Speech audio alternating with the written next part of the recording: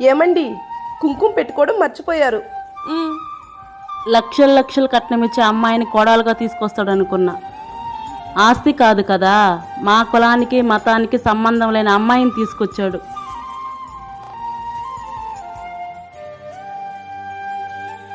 అత్తయ్య, నేను ముస్లిం అయినా ఇంటి కోడలు చేయాల్సిన ప్రతి పని చేస్తున్నాను కదా. రూపాయి కట్నం లేకుండా ఉచితంగా వచ్చి ఎన్ని మాట్లాడుతున్నావు? మా కులంలో మా మతంలో అమ్మాయిని నా కొడుకు పెళ్లి చేసుకొని ఉంటే లక్షల్లో కట్నం తెచ్చేవాడు. ఏదీ లేకుండా చేసావు. ఛీ!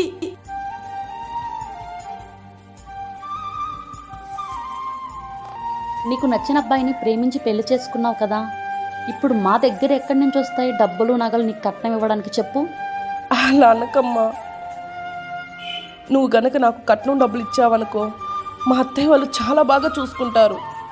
నాకు ఇక్కడ సంతోషమే లేదు. ప్లీజ్ అమ్మా, అర్థం చేసుకో. మాకే చాలా ప్రాబ్లమ్స్గా ఉన్నాయి, చాలా ఇబ్బంది పడుతున్నాం ఇప్పటికే. సర్లే, కొంచెం టైం ఇవ్వు, చూసి చెప్తాను. కానీ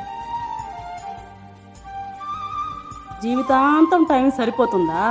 మీ వాళ్ళ మీద నాకు నమ్మకం లేదు. చేసుకున్న వాళ్ళకి చేసుకున్నంత. నా కొడుకు తెచ్చిపెట్టాడు నెత్తిన దరిద్రాన్ని. కట్నం ఇచ్చే కోడలతో నువ్వు సంతోషంగా ఉంటావేమో, నీ కొడుకు మనసిచ్చిన కోడలతో నీ కొడుకు జీవితాంతం సంతోషంగా ఉంటాడు. ఆలోచించు.